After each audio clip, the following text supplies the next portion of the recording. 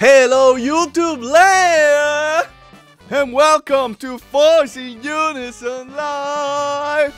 I am your host Dantes, like always, and tonight we're gonna talk about my God of War impressions, Penelope. We're gonna talk about IGN Xbox joke. Ooh, the console wars are in full force, but the best part of tonight is that we're gonna have some fun, baby. And of course, joining me like always, Caliones.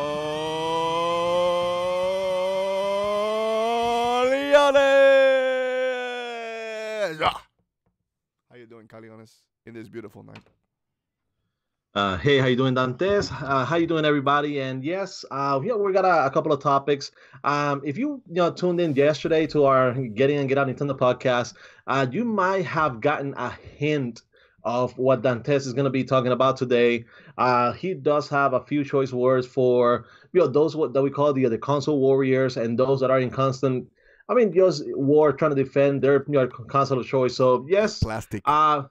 Yeah, we feel good about you guys defending your console and feeling good about a certain company, but there's no basis per se on how to on going after those other people. So Dantes, just so we can go ahead and get it started, take it away. So let's do that sweet ass rigmarole so we can get the show rolling. I want to welcome everybody to Force In Unison Live, episode 27, right here at the Force In Unison gaming channel. Please remember to subscribe, like, and comment so you can make this two crazy MS happy. Also remember, we do have a Nintendo podcast that happened yesterday called the Get In and Get Out Nintendo podcast every Saturday, 9:30 p.m. Eastern Time. You can get that podcast on SoundCloud and iTunes.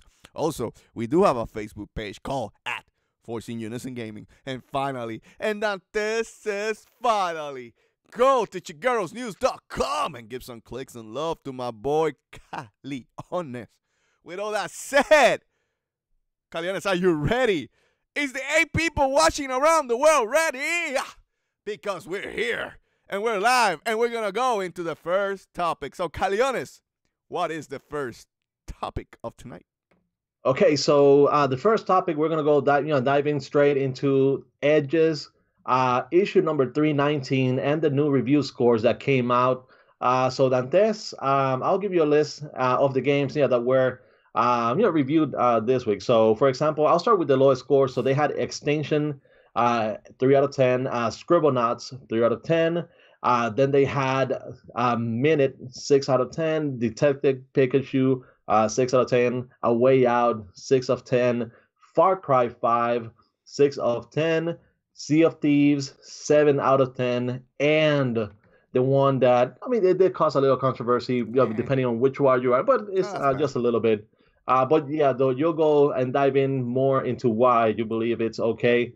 God of War, 8 out of 10. So, Dantes, I understand that, for the past couple of days, you finally finished Crash Bandicoot. You got the platinum trophy out of it. Crash 1. I'm still Crash 1. 2 and 3, but yeah. I said, let me stop right here. I want to get to God of War, of course, but yes. And you put in like a good 12 hours or so. Yeah, 12 hours.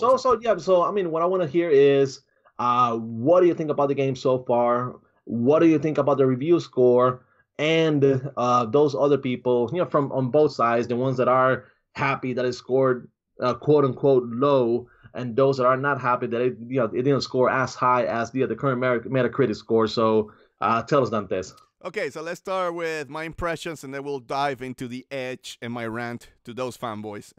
But I'm gonna put a little bit of gameplay. You guys gonna see me play God of War right now. Number 6 right there. So basically in this battle, I am still a level 1 Kratos, and I'm playing level 6 monsters, fighting against level 6 monsters, which is, again, right off the bat, you notice levels. You say, levels? Levels? Yes, because this is more of an RPG than the previous God of War for sure. And you can, because again, it is a semi-open world game, you can get lost exploring and then ending up fighting monsters that are way higher levels than you. And then you can still fight them. You can still try. It's just going to take you a long-ass time. Like you see me right now fighting because their purple health bar means that I barely make damage on them as I fight. But, you know, as you do, if you got good defense, you can evade well enough, then you'll be fine. And the funny part about these monsters is one hit and it kills me. So, again, just like a typical RPG, they give you freedom. You can go into all the areas that you would like to do or where to go. And then you can run up into some monsters and they can kick your ass. But again, that's the fun part, I believe, of a semi-open world. So that's right off the bat, the difference, Calvin. The big difference is the original game was more of a linear game, basically a corridor game. You went from point A to point B. But once you get to the Lake of Nile, it's open, dude. It's like you have like a hub world, kind of like, I'll give you an example, kind of like Ocarina of Time, where you get to Hyrule Field and it opens up, right? And then you can go to any of the areas, any hub world, any towns and stuff. There's no towns, but, you know, any area to explore, you can do that. And here for Nintendo fans, the funny part is the method of transportation during the Lake of Nile is a boat. So a little bit of Wind Waker there as you go to the different areas. But the beauty of this semi-open world game, that I would call it, is that the hub worlds, if you want to call them that way, they're big, Caliones. So you are exploring, you are, finding chests, getting resources to level up your armor, level up your weapons, level up your talisman. So there's a lot of resource management, Caliones. There's a little bit of maybe even I would say Breath of the Wild in a sense, where you're gathering all these items because you want to upgrade and be better when you face monsters, or you go to the normal mode or story mode and you're fighting the monster. You want to be ready, you want to be stronger. And you have an RPG type of leveling system where you do have stats. You know, Kratos have attack, strength, vitality, run, luck, all this stuff that is typical RPG. And then you do a lot of resource management and leveling up, not only for Kratos, but also for his son, Atreyu. So it's kind of like, wow, oh my God, this is completely not your dad's God of War, Caliones.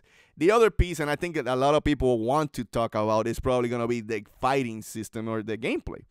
What I will say about this is this God of War I do like and enjoy a lot. Now, the original God of War were more offensive. And what I mean with that is that you went like, bah, bah, bah, bah, and who cares if you got hit, whatever. This God of War, you have to be a little bit more defensive. You have to plan your attacks. Doesn't mean that it's slow or it's boring. Not at all. The game, I feel, with this close-up camera, Caliones, it's really intense when you go into those fights. Look at me right now, dodging like a little girl right now, because I know that one hit and I'm done for against these monsters. So I'm kind of like booming and jabbing. I'm on boom, boom, boom, boom, and getting them, throwing my axe. This is all intense. You're managing your axe. You're throwing your axe. Then you're telling Atreyu to fire his bows.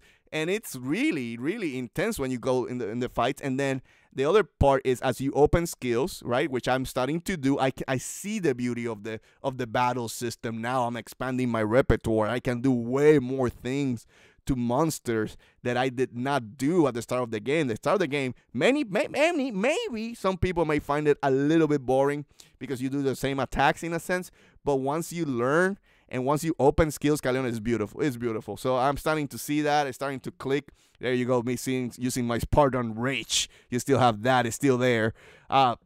So again, gameplay I think is great, Caliones. I love the attack. Again, I love the way that the battles go. The other piece that I want to say, though, and this is, I think, the part that a lot of people, many people say, wow, why this game so revolutionary? Why? Oh my God, I don't see anything special about it. You're right. You might not see something special about it. But, Caliones, the one camera shot, to me, is a game changer. The way that the game just keeps it in one, there's no loading at all, Caliones, at all throughout the game. Again, it's a semi-open world game. There's no loading. You go to the areas. The camera never changes the one-shot camera.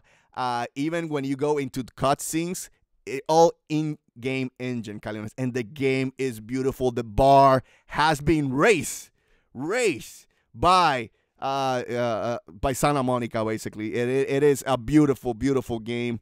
Also, when you fight the boss battles, dude, they're intense. I haven't gone to the second boss battle yet. I face a lot of you know, okay, mini bosses.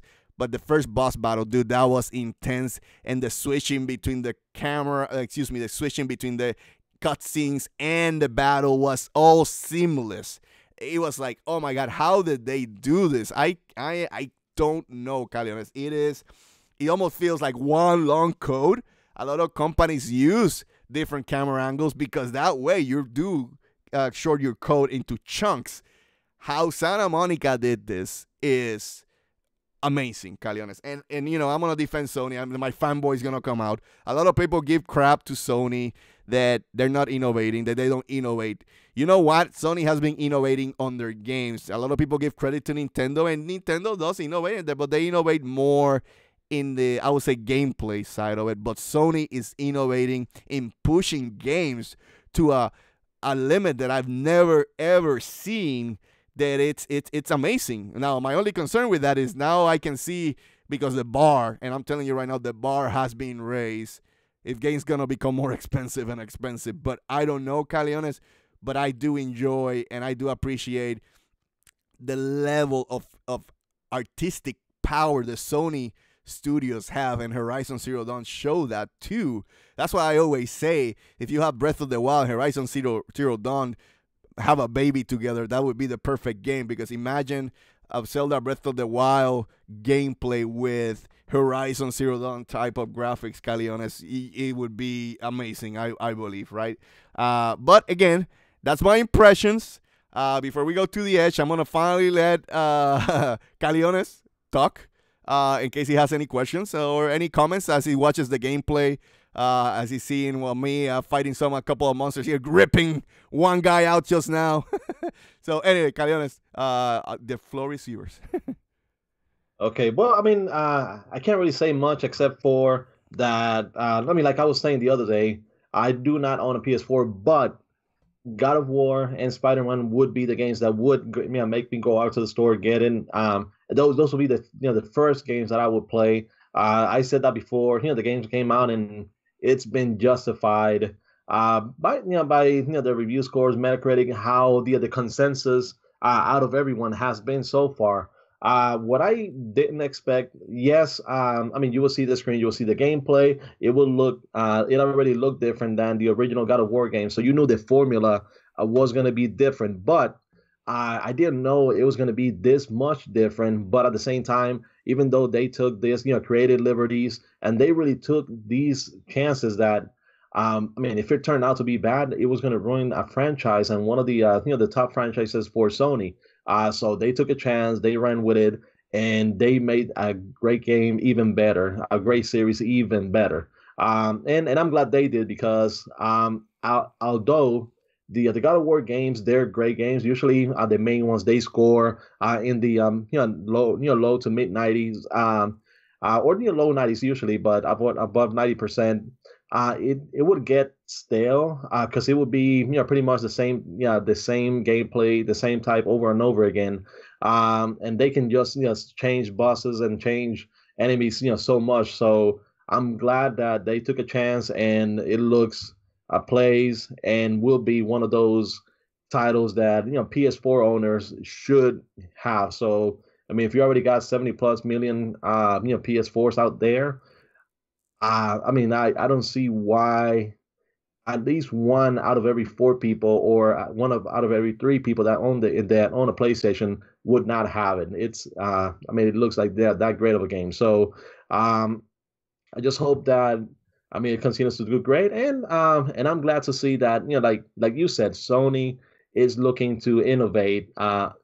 Aside from what the consensus is, which everybody tries to paint like, oh, Sony, they're always stealing whatever the other company does. So this is something that going forward we're going to see other companies try to emulate, and it's going to be hard because the graphic wise the game looks great, gameplay wise as well, and like you said, that one shot camera which follows you, and it doesn't seem to stop at all, not even for cutscenes, not even for anything.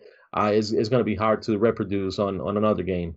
But Dantes, you've told us about the game, about your experience with it, about how, like what you feel of its greatness, and its and what it brings to this generation of games, and going forward. But let's go ahead and go back into the Edge review, scoring 8 out of 10, and what people have said so far about that. So tell us what you want to say. Okay, so before I go into that quickly, I just want to say one thing about the original God of War. It was just a fun game. It did not have, I believe, and never had a big impact on the gaming industry. It was just good games that you had a lot of fun, and that was it. This game is raising the bar in storytelling and in gameplay, and the one-shot camera. We keep saying it because it's really awesome. This game will have a bigger impact. It almost feels like the old God of War games never existed in a sense, and they're totally different games. There's nothing that I would say that even mimics the new God of War against the old games. This is coming from a fan. I plotted every God of War. I'm not trying to shed on the original God of Wars, but I can't see Sony ever going back to that. Let me put it that way. Anyway, but with that said, the Edge score, the famous 8.0 Edge score. Edge is known to be tough. I'm not surprised. I think 8 is fine. When you told me, I was like, well, okay, cool for them. Honestly, and I swear on my kids, I didn't take it wrong at all. I was like, okay, whatever. Because it's just a scores. It's just a personal opinion. And I always keep saying that to everybody. It is just one person opinion. Never take this too seriously. Just be happy, and I'm happy, that God of War, for me, as a gamer, forget the scores. I'm playing the game now. As a gamer, is delivering on the promise that I saw in the reviews, because a lot of times you see great reviews and you play the game, and for your experience doesn't deliver, because at the end of the day, what matters is your experience. I always keep bringing one game, Darksiders. The original Darksiders only had, if my memory doesn't fail me, kind of like a 77 or 78 on Metacritic. I freaking love that game. It was like Legend of Zelda, but for mature people, right? What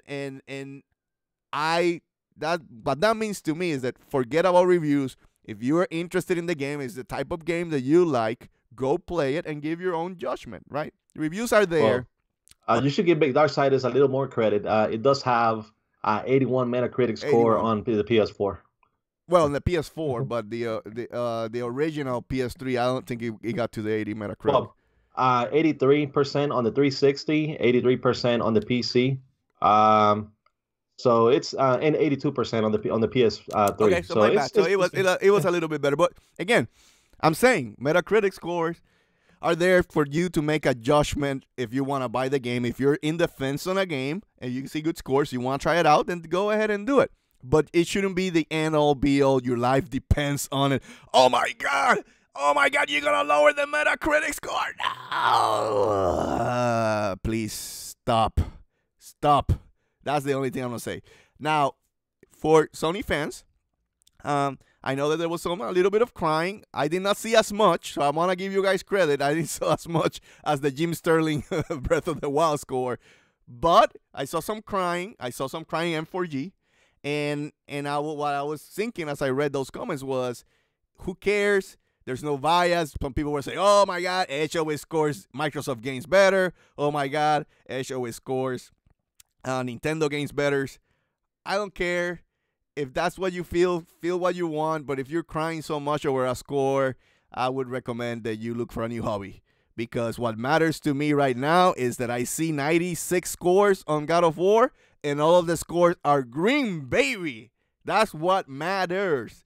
And at the same time, what matters to me is that I'm playing the damn game, Caliones, and I'm having a blast. Like, I put up 12 hours in 2 days on this game, and lately I was having trouble finding my groove in gaming again, because after playing 300 hours of Xenoblade Chronicles, I was like, I'm not feeling any game. It took me a long time to finish I Am Setsuna. Even Crash Bandicoot, which you can plat in probably 15 hours. It took me like a week and a half to plat because, again, I wasn't feeling it. But God of War is bringing joy again to gaming, and that's what matters. When you play games, it's bringing you joy, and God of War is doing that. So end of the story to me is, don't cry about the Edge score. It's still a great score. It's still at 8.0. I never understood why people cry when you get an 8, because an 8 to me is a damn good score. So anyway, I don't think if you want to give your opinion on the Edge God of War score. Okay. Well, I mean, it's the one of the things that you need to take into context is Edge has only awarded 20 perfect scores in its history. And the magazine has been around for close to like 25 years. So it is hard. It is a magazine, I mean, that they are very hard on scores. They are very hard on the games, on the reviews. And it's, I mean, to be honest, an 8 out of 10 on the Edge, it is a great score. I know that the main thing is that they were comparing it with the Switch last year, which Edge had both Super Mario Odyssey and Breath of the Wild scoring perfect tens. But out of those 20 perfect scores, 8 of those are like Nintendo exclusives. Then you have games like Gran Turismo. It's one that scored a perfect score. You have Little Big Planet. It's another one that had a perfect score. You have The Last of Us, which is another one with a perfect score, and you have Bloodborne, which is another one. So that's 4 PlayStation exclusives scoring perfect scores. The only one for the Xbox, or there's only 2 for the Xbox that are the exclusive, which is the original Halo and Halo 3 are 2 of the games exclusive to the Xbox that have a perfect score. But then you have games like the Orange Box, which is a multi-platform. You have Grand Theft Auto 4 multi-platform. You have the original Bayonetta. It is multi-platform release. You have Rock Band 3 multi-platform and Grand Theft Auto 5. Just so yes, it does have 8, perfect score for Nintendo. But if you can see the other companies, they get their share of games with perfect score. So in reality, I know that people are doing it because they have pride on the game, and it feels like this is the end all be all publication when it comes to to review scores. But like Dantes said, the most impressive thing out of God of War is that so far every single review on Metacritic has been on green. It hasn't been a positive review. It hasn't been I mean, like in the mid level or a bad review. Is They've all been positive reviews, and that's, I'll say, is probably the hardest thing to do. So we'll see if we get any of those troll reviews or anything which tries to bring it down. But if God of War goes on to have every single review be a positive one, that's going to be one of the biggest accomplishments of this generation of games. Yeah, so I was gonna say, to give you a couple examples, right? You mentioned Grand Theft Auto 4 got a 10, right? I think that's one of the most overrated games. I played that game, I 100%ed that game, to be honest, and even then, after that, I was like, I'm done with Grand Theft Auto, right? I haven't played Grand Theft Auto 5 because to me, Grand Theft Auto 4 is an overrated game, and to me, it was the same gameplay loop that I saw in Grand Theft Auto 3, in Grand Theft Auto Vice City. So it is your, at the end of the day, it's your judgment. Another way to see Metacritic score. Yeah, Breath of the Wild, I think deserves deserves the praise that it gets. But let's go to Mario Odyssey. Mario Odyssey has a 97 on Metacritic, right? Mario Odyssey did not do anything new. It is just a really damn well polished game. I'm not saying the gameplay is bad. I did find that the challenge was low, which hurt my score for Mario Odyssey. Again, I'm not saying it's a bad game. I'm just saying that after playing Crash, and Crash is hard, you kind of miss that type of challenge. But again, I'm looking for that challenge because I feel that I'm pretty good in platformers. So doing Crash and getting the plat is just again, when you see that low percentage of plats, like 1% only for Crash, you can see, okay, it is a tough game, even though it's a kiddie game, right? My point to all that is that even though Mario Odyssey has a 97, I wouldn't put Mario Odyssey over God of War, even though it's 2 different games. I know that, but I'm just saying what it's bringing to the industry, what it's doing to move forward the medium. God of War is more an innovative game than Mario Odyssey. Mario Odyssey just does what it does perfect, and that's made the difference. And at the same time, Mario Odyssey is more of I would not easy access. So what I'm trying to say is more accessible for gamers to grasp, know, and not get frustrated, right? So then scores do tend to go a little bit higher. You see Mario Galaxy 1, Mario Galaxy 2, and Mario Odyssey, all of them has a 97 on Metacritic. Now, Mario Galaxy 2 to me deserves it because Mario Galaxy 2 is one of my favorite games of all time. But I'm just saying, God of War, if you compare with Mario Odyssey, I feel they did do more. But that's my opinion. Not shitting on Mario Odyssey because I had a lot of fun. And before you come at me, I 100% of the game twice. So shut the hell up. So anyway, that's my thoughts. Caleones, I don't know if you want to add one more thing before I go. But I'm good with God of War, and we can move to the next subject. Well, I mean, what I was going to say is, just to keep it simple, God of War is a 2018 game, so just concentrate on all the games coming out in 2018. And for everybody out there, that way we can keep it simple, we can keep it separate. But yeah, you cannot compare a God of War game to like a Sea of Thieves games or something like that because they're completely different type of games. But yeah, just I guess you pretty much said everything that needs to be said. So we can go ahead and move on to what is probably going to be your next rant. Let me show the picture. I'm going to put the picture, and then you can talk about other news because this is going to be interesting. There you go. Picture is on the screen. Go ahead, Cali. Let's go with the news.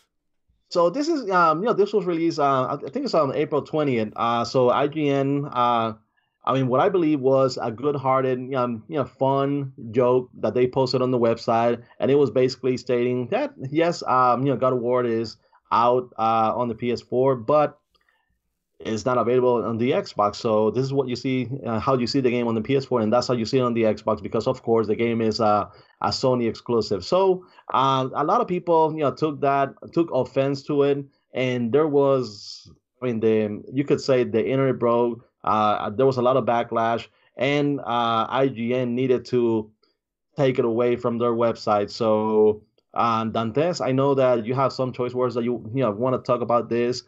So, what was your feeling? I know you had a couple of days to think about it. So, tell us what you think about this. So let me. So you guys can see on the screen. You can see the joke. Again, it's basically someone got creative and posted like, PlayStation's getting all the exclusives and Xbox is not getting much. It's not having a good time. I think everybody's just pounding on the Xbox right now. So their fan base can be a little bit defensive right now. But Ryan McCaffrey, they took the post down and he stated, I would like to sincerely apologize to the Xbox team as well as the Xbox community on the behalf of the IGN editorial team. The Facebook and Instagram posts were unprofessional and classless and made without my knowledge. The post will be deleted ASAP, and he copies, of course, Aaron Greenberg, who is one of the biggest fanboys that works for Xbox, which is thanks, Ryan, appreciate the note and follow-up, but he's the first one posting pictures like on December showing that there was no Xbox One X, but there was a bunch of PlayStation 4s in the corner. So that's why I feel Aaron Greenberg and Jim Ryan are the two executives from both Sony and Microsoft that I do not like, and I wish they don't speak because every time they speak, they damage their brand. Let me put it that way. But going back to why my rant, this is stupid. People don't have a sense of humor today, and now you can see that with the PC environment that we live. I'm the first to. I want to hear a good joke. I wanna see. Hey, I don't care about racist jokes. I'm Puerto Rican. I get shit all the time, and I laugh about them, and then I dish it back, and that's the fun part. You have to have a tough skin. You have to dish it back, and I'm not gonna be crying to mommy. And what it sounds like to me was that a bunch of Xbox fanboys cried to mommy. They went to Aaron and Mike Jabara, and they were, oh my God, look what IGN did. Now, to their defense, I'm gonna put it in their way that what they're saying is that IGN is a professional site and should not show any bias for any console, which I don't believe they have any bias. If you believe that IGN has bias, you got issues, my friend. But that's how they feel. And again, they're a little bit defensive because Xbox the last couple of weeks has been getting pounded on the news. Everybody's hammering on the Xbox and where the games, Xbox. Phil, what are you doing with Xbox? And of course, there was another tweet from Ryan saying that that the Xbox fan base is dying for an exclusive in the caliber of God of War, and coming from an Xbox guy because Ryan McCaffrey is the Xbox lead for IGN, pure and simple. Again, going back to that. So my point to all that is that people need to chill the hell up. This is stupid. This is just in good fun. There been pictures showing and making fun of Sony in the past too. No one, and you guys didn't went and crying to, oh my God, take it down or whatever. So it's just kind of stupid that people take a picture like this, like something like a critical discussion that's going in the country right now, like gun control. But that doesn't matter. But yeah, a picture of God of War next to an Xbox black string. Oh my God, I'm offended. Oh my God, I need to pull my hair out. Oh my God, I'm gonna scream. Oh my God, guys, it's a piece of plastic. Does not make your life. Does not dictate how you live your life. It's just a piece of plastic. Goes with Nintendo fans and goes with PlayStation fans too. So I believe IGN taking it down was kind of stupid. Kind of that I guess apology kind of stupid, but of course IGN wants to keep the good relationship with Xbox. But still, if the Xbox executive took this wrong, they also need help, because again, that was a fun, stupid ass joke. Maybe a little bit funny. I didn't find it like ha ha ha, ha funny. I just like a squeak smirk. That's it. But at the end of the day, when PlayStation was getting shit on the PlayStation 3 generation, and me as a PlayStation fan, I was like, okay, it is what it is. PlayStation will have to come out of the hole. And they did. They came out after the fact, and they throw exclusive after exclusives, helped them get out of the hole at the end of the PlayStation 3 generation. But admittedly, that was the worst PlayStation generation. But you have to lie in your bed. Every company makes mistakes, and when you make mistakes or you're not doing your job, you're going to get shit on. PlayStation 3 on the generation, an expensive PlayStation system, saying to people that you need to get 2 jobs to buy the system. That was the cocky Sony. The same with Nintendo. Nintendo is still paying to this day their treatment of third-party developers, where developers basically abandoned Nintendo because of their old, bad ways, how they treated third parties. And it is what it is. And they're still paying for it. And now Microsoft is paying for putting the Kinect, trying to shove the Kinect up your wazoo, and then trying to force not have exclusives ready for their fan base, because people are just asking for exclusives. People are just trying to make known to Microsoft that you guys are not doing a good job this generation. So they have to come back full force next generation and prove themselves, like Sony did. After Sony got the pounding that they got on last gen, Sony came back and were able to, they're the number one console again. And again, a testament to Sony and coming back. And the same for Nintendo. Nintendo got pounded on the Wii U generation, and to their credit, they came back, they regroup, and they're a stronger company now. Microsoft, it's your turn. It's kind of like your move, Microsoft. So you need to learn from this and come back stronger. Anyway, that was my rant. Caliones, anything to add about the joke? How you feel about the joke? And do you feel it was really that offensive? Well, to be honest, no, I didn't really find it offensive. Maybe it's because the 2 culprits in there, the PS4 and the Xbox, is not Nintendo. But I've seen this before, and especially on Reset Era and the website, where they'll say something like, "Oh, Wolfenstein 2 is not looking as good on the Switch versus how it looks on the PlayStation or in the Xbox," and then you'll have somebody post, this is how it looks, Wolfenstein 2 looks on the Switch, and this is how it, in portable mode, and this is how Wolfenstein 2 looks on the Xbox and PlayStation portable mode, and you'll see a black screen because they don't support portable, of course. So it's I know that's some people say it, and they said it in good fun, and I do believe that whoever posted it over at IGN, they did it in good fun. It is part of the shots that you take here and there with the companies, but maybe aside from having those console warriors defend their brand, it could be said that maybe it's because they feel like IGN should be impartial and they should be kind of like in the middle. Yeah, that was I guess the only thing that you could say about it. But either way, we're all gamers. We all understand what's going on, and I really thought it was done in good fun. Maybe I'm kind of like immune a little because of the 4 years that Nintendo had with the Wii U and how hard those years were on everything from sales to games coming to the console. Even though the system did have really good exclusives, but it just wasn't enough. And it hurt a lot during that time. So Nintendo made it out of it, came out to the Switch. It is, a great success. And I think this is something that's going to motivate Microsoft and to push the Xbox into the best that it can be, the Xbox brand. But I'll say for them, it's going to be a little harder because the Xbox One X just released last year. And I don't know, it's kind of hard to like like this year, next year, or the following release like the Xbox 2 or something like that. So they're in a position where they're kind of stuck into where they're going to be moving. Do they drop the support for the original Xbox One owners and concentrate on the X? Do they already start moving over to the console that goes after the X? Because if Microsoft does have something right now, it is that they have the most powerful console in the market. That's they can say it without an asterisk, without anything, because it is the most powerful console. But aside from that, they don't really have anything else going. Yes, they have State of Decay coming out. I think it's next month in May. But other than that, they don't really have anything like first party wise to kind of like to keep them afloat. So it's going to be hard on what they do. I wish them success.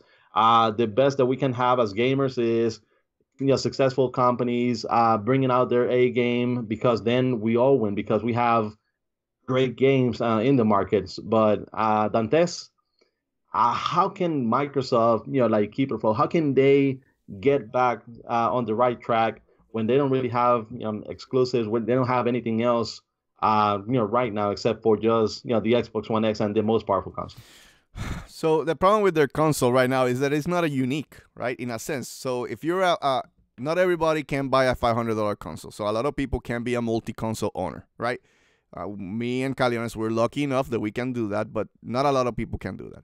So then you put the two consoles in the balance. You say, okay, I got PlayStation, Xbox, and Switch. Let me say if you're only going to buy one. Now, my personal opinion, if I had that choice and have to pick out of the three, right, I would pick PlayStation because I get all the third-party support and I get Sony exclusives that make the PlayStation unique, where the Xbox can't be unique because the only thing it can do is play third-party games. So if you're making that choice.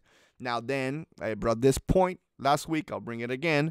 The other piece is that a lot of Nintendo and Sony consoles sell as a secondary console because they just want to play their exclusives. Why would you buy Xbox as a secondary console when it doesn't have or offer anything that tells you I need to buy it as a secondary console? And that hurts the sales. Give you an example of that.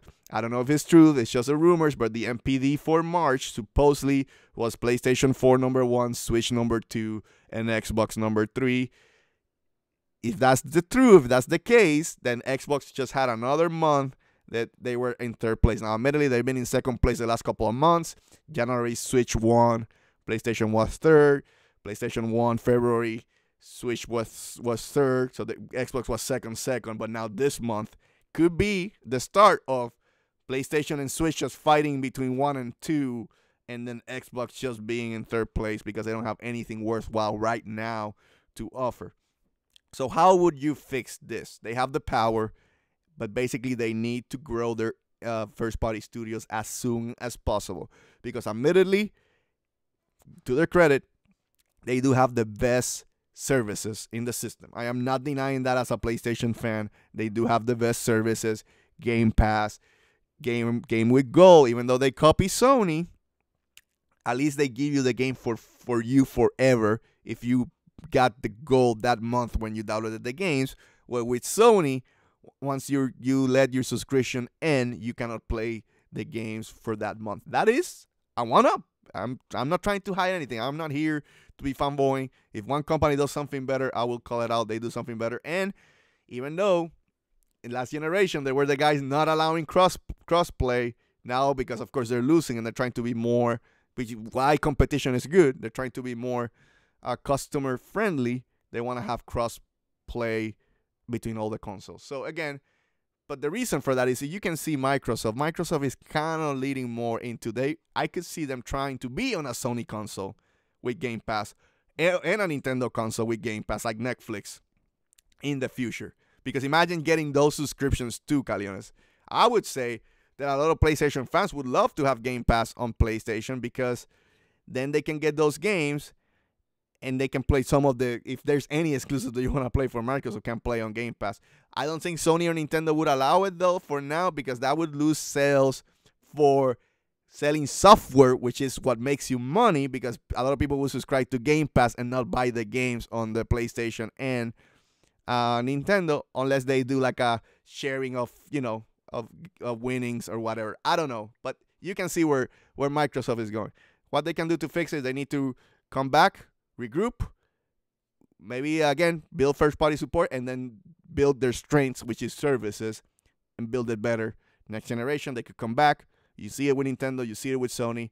If you're down, doesn't mean you're out.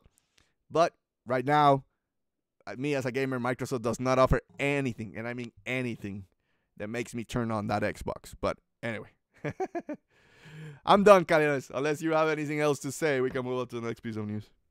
Yeah, I mean, like you said, probably the best thing they can do right now is their games as a service.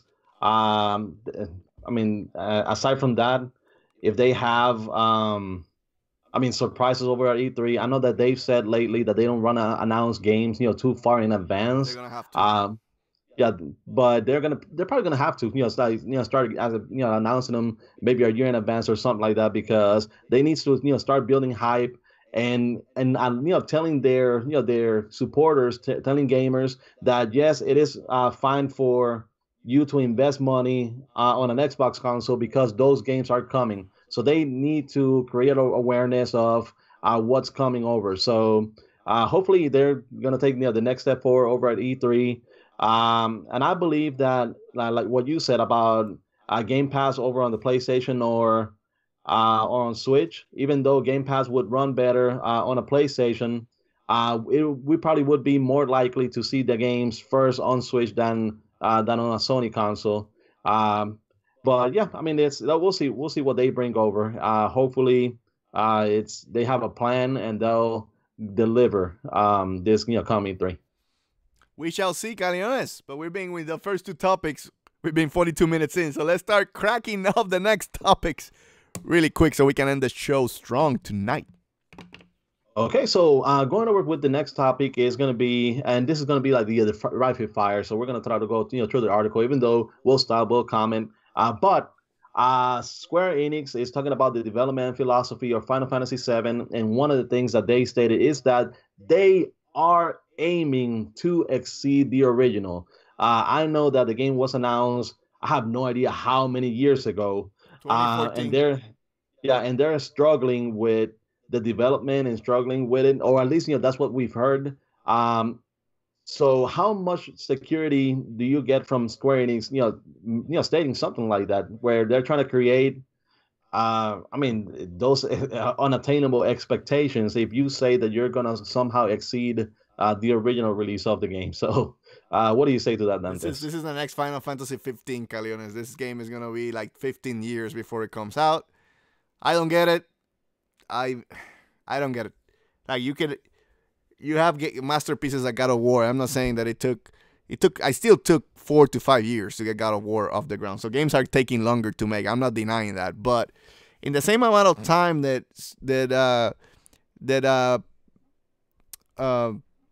Square announced Final Fantasy VII Remake, Naughty Dog has released Uncharted 4, has released Lost Legacy, Uncharted Lost Legacy. That's 2 Uncharted games, and it's about to probably release in the same period of time The Last of Us 2.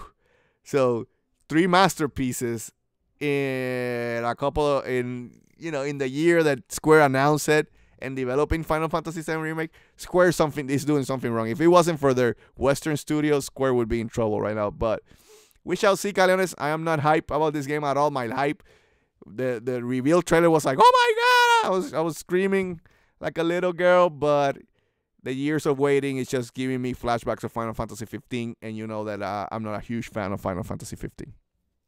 Yeah, and they, I believe they already announced new DLC to come out in 2019 and 2020 for Final Fantasy 15. So I mean, it is. The game that never ends. You know, Yeah, my plat right yeah. now for Final Fantasy 15 sits at 50%. That's how many And that's a trophies. platinum. That And that's a platinum. plat sits at 50. You know that you have 100% completion in the bar. If you add DLC, that bar goes down if you don't get those trophies. So right now, my plat, it says plat and it says 50% on the progress bar. That was like really, really square. Anyway, it is what it is. Let's move on. Okay, so going over to the next one, and this is that Xbox One. It did have an update, this past week, and they added 120 hertz support, Yeah, game features. groups, and they added more. So just additional features for like Dante said, the features and what the console itself does. It probably does it better than the other consoles when it comes to all those applications, all those multimedia apps and things like that. But I mean, just making a console even better when it comes to those things. So, like we said, the problem with the Xbox is not what it offers. When it comes to the console, the services and things like that, is the games. That's what the Xbox need. Is the games, to come over. So hopefully that will be in the horizon. It's, And it's the only yeah, console that offers 120 hertz now. There's no games that yes. you go higher than 60 frames, but still it offers free sync too, which could help games with uncapped frame rates. So again, something that PlayStation could be looking into. I think free sync could be something that they could help out Sony. But again, Sony always not being top of the line when it comes to features on their consoles. But they have the games, where in Microsoft they do have the features, but they don't have the games. So. Okay, so moving over to the next one, and so we had the Hellblade after like a year, released over on the Xbox One, and Ninja Theory has stated that if they were able to sell 50,000 units during the first week of release, that they were going to donate $25,000 to Mental Health of America. And gladly, gamers came out. They supported the game. They met their goal or exceeded their goal of 50,000 copies sold. So they were able to donate those $25,000. Good. I mean, I'm happy that at least Xbox gamers are buying the game. I don't think they're buying them in drove like the PlayStation fans or PC fans. But hey, it's selling well enough that they could do that donation, and that's always cool. And I'm just happy for Ninja Theory. They're a good developer, and I think a publisher will give them another shot. I know they did the Devil May Cry reboot, which was not that great, but they did. They done a lot of other games. I keep forgetting the game. I played on PC. It was a really good game. Anyway, but hopefully Ninja Theory will keep growing, and they're good. They're talented developer, and it shows. So. Okay, but moving on to the next story, and one that I really don't believe at all. This is coming from an interview with IGN, and John Clark, which is Sega of Europe's executive vice president, stated that Shenmue 1 and 2, the ones that were revealed to receive HD versions and coming out, that those titles were actually underway before Shenmue 3 was announced. I don't believe it. I don't know if you believe it, Dantes, but they're probably just corporate speak or whatever it is that they're trying to say, but I don't believe it at all. I don't know. I don't know if it took them that much, that long to remaster these games, but I don't know. It is what it is. If he says it, that's fine. It's really not a big deal. I think the big deal is that Shenmue 1 and 2, for people like me who has not played a Shenmue game, will get a chance to play it, so that way you can prepare for Shenmue 3 when it comes out on PlayStation and PC later, hopefully in the next year or so. We shall see. That's another game that's taking a little bit long, but it is a game with a small team right now being developed. So it's more understanding the Square taking 20 years for a game. Okay, so moving on to the next one, and Dantes, I'm not sure if you're going to go out and you're going to collect all of this, but aside from having a new Spider-Man game released this year, it's the game itself will be receiving a tie-in prequel novel and an art book. So I don't know if it's going to be included as part of a collection. It seems like it's going to be sold separately, but it's going to be expanding on the story of the game. So Dantes, is that something you're going to pick up? I will. I'm not a huge comic book fan, but once in a while I pick one or the other. I did pick Ultimate Spider-Man. Cardenas remembers when I used to collect Ultimate Spider-Man. I also picked up. It's funny, a lot of people know I picked up the Mighty Morphin Power Ranger comics, and it's pretty cool. I've been enjoying reading that one, so I think I'll pick up. I did pick up the comic for Batman Arkham City, the one before Arkham City, so to be ready for that story. And I love the Arkham games, so I think I pick once in a while when there's interesting subject matter, and this one is one of them, so for sure. Okay, and we're going to be talking about our last piece of news, and this is about Microsoft announcing the Xbox E3 2018, the fan events and live stream, what they're going to be planning for the conference. So they stated that before the Expo, the Expo begins, they're going to be hosting their E3 press conference. That's going to be on Sunday at 1 p.m. And they're going to offer it on their Xbox Mixer channel, so you can see it if you are not going to be attending. The next day, they're going to do the first broadcast of their E3 show, and then they're going to have a fan fest event afterwards. During E3, which is going to be in between the 10th and 11th of June. So, no specifics about what we should be, finding out what the reviews are going to be or anything like that. But it seems like they're going to be stretching it into like a 3-day event, sort of. So hopefully we're going to see more games, for the Xbox. Anything to add on this? There's a lot of rumor that Perfect Dark is going to be revealed at this E3. They better reveal Perfect Dark. And, of course, they hire the former head of Crystal Dynamics. So a lot of rumors that they're going to give him his own studio. If you don't know this guy, I don't remember his name, was the reason behind the first two Tomb Raider reboots.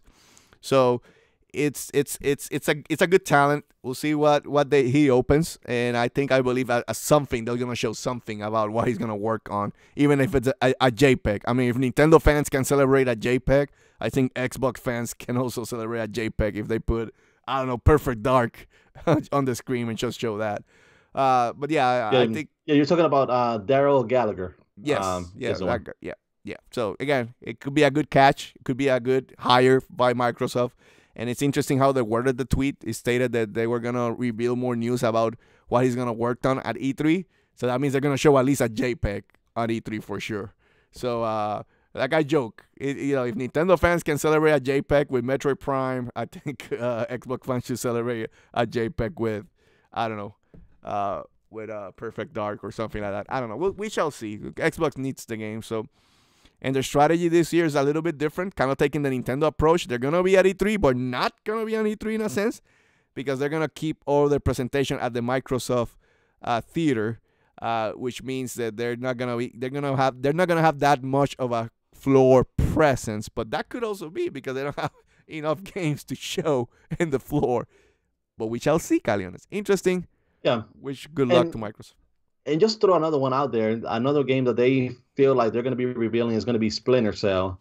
So that's one of those that they're talking about. Maybe. It's expected to be a multi-platform, but the Xbox or Microsoft is going to have some sort of exclusivity, or at least those are the rumors so far. Even if it's multi-platform, I'm looking forward to a Splinter Cell game because, we don't have Metal Gear Solid anymore, so it doesn't. That's one of those genres where it seems like it's dying out. So. Well, Splinter Cell, the original is no more in the Xbox brand. The original ones were Xbox exclusive, so it's fine. It's understandable. They're games. They're known more for the Xbox brand, even though they're third party. The same with PlayStation, like a Crash or something like that to that extent. But we shall see, Caliones. And that's the last piece of news, right? We're done, baby. We are done. 53 minutes in, so we're good. We're making good time. We like to keep them in an hour, so we don't like to bore you guys that much. But anyway, just a couple of housekeeping news. I look at the date exactly when was our anniversary, and it's going to be April 27. This Friday, we turn 1, Caliones, on this channel. Again, we do appreciate all the support. The 622 subscribers. We're still babies. But there's 622 subscribers. We never expected to reach that mark. We appreciate it. So this Friday, I don't know, talk to Jenna and yourself. Do something special. If I'm not drinking, I'll stop by and celebrate the 1 year. It's a 1 year mark. So we shall see how we change, how we expand. We may be changing our channel schedule again. We may be changing some logos. I don't know. We shall see. Me and Cardenas will talk about it next weekend and see what we can do different now that we have turned officially 1. But I wanted to mention that. I really appreciate it. But with that said, Cardenas, let's end it. I want to thank everybody who stopped by to watch Force In Unison live, episode 27, right here at the Force In Unison gaming channel. Please remember to subscribe, like, and comment so you can make these two crazy MFs happy.